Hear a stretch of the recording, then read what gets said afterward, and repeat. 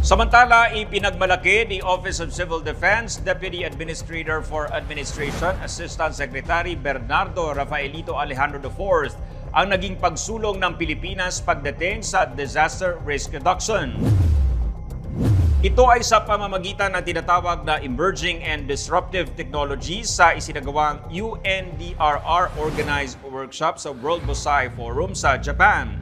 Nakatutok ang naturang sesyon sa pagpapalakas ng kolaborasyon sa siyensya, teknolohiya, akademya at pribadong sektor pagdating sa tinatawag na disaster resilience. Kabilang sa mga tinalakay ang pag-adopt sa emerging technologies, kabilang ang pamamaraan kung kulang ang pondo o may financial constraints, technical capacity gaps at limitasyon sa infrastruktura.